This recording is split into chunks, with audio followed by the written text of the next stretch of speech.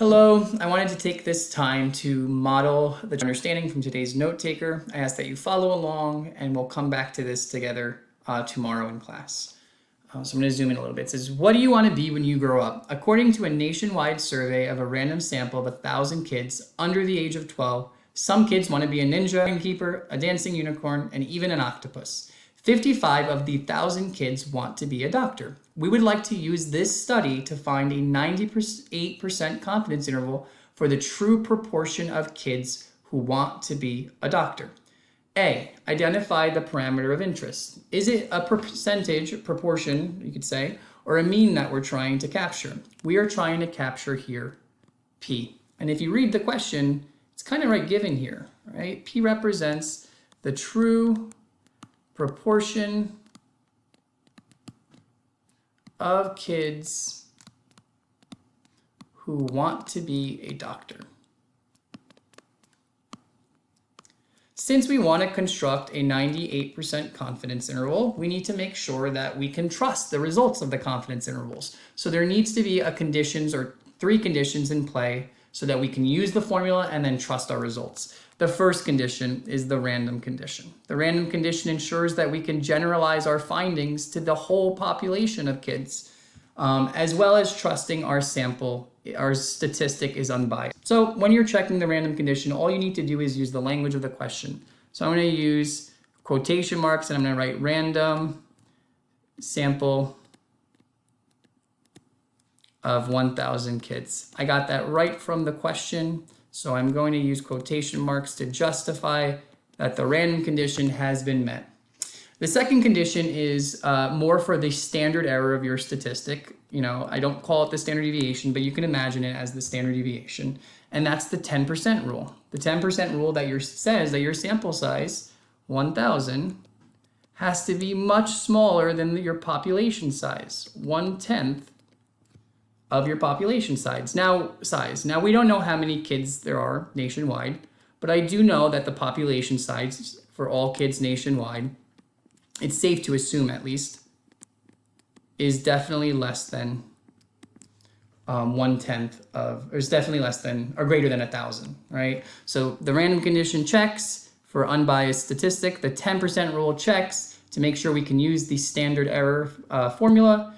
And our last thing, can we use the z-curve or the normal curve, standard normal curve, to calculate our critical values? Is the sampling distribution that we're referring to approximately normal? And we do that by the large counts. Remember in the past that used to be NP, but we don't have NP anymore, so we're going to settle for N times P hat. So 1,000 times our P hat, which I didn't find yet. Let's find that really quickly. P hat here is 55 out of 1,000. I'm going to make that a proportion so that it's easier to digest, 0.55. So if we do 1,000 times 0.055, excuse me,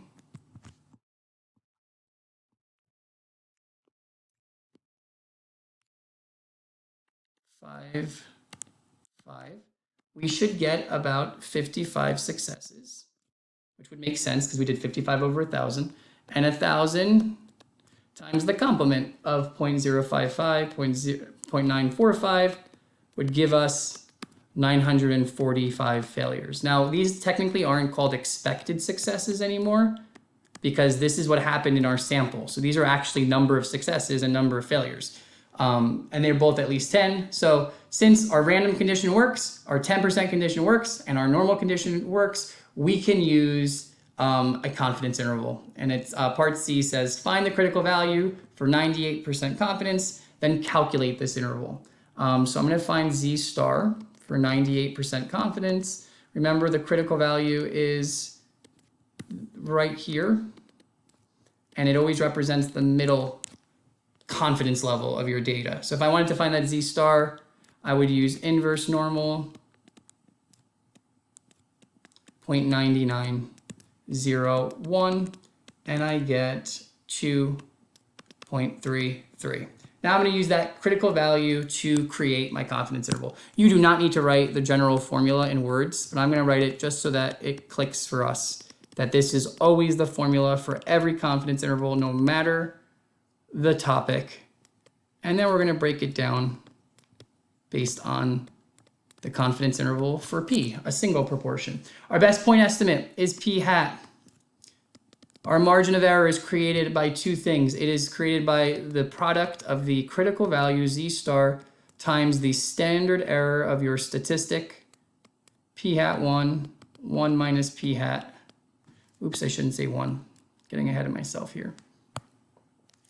P hat 1 minus P hat over N.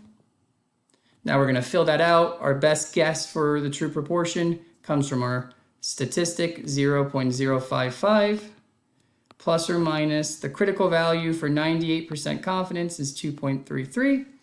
And our standard error of our statistic is me filling out P hat 0.055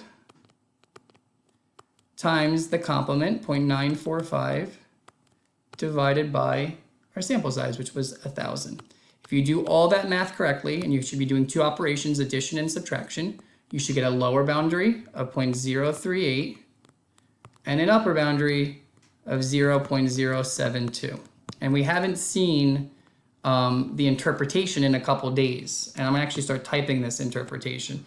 What does it mean? What does this confidence interval represent? And this is where kind of a cookie cutter answer is what I'm expecting from you, no matter what the topic is. When you're interpreting the confidence interval, not the level, not like what does it mean when we say 98% confident. When we're interpreting the confidence interval, the answer, the thing we always write is we state how confident we are. So I'm going to say we are, because we did it together, we are 98% confident that the interval is in part C, from 0.038 to 0.072. What are we confident about? We're confident that that interval captures our population proportion, right? And what is the context? Let me see if I can zoom out a little bit. What is the proportion we're trying to capture, right? Or the parameter we're trying to capture? It captures P, the true proportion of kids who want to be a doctor. Since our statistic was randomized, or our sample was random, we can trust this, and we can kind of generalize that all kids nationwide, about 3.8 to 7.2% of them want to be a doctor. The conditions are highly important so that you can trust your statistics.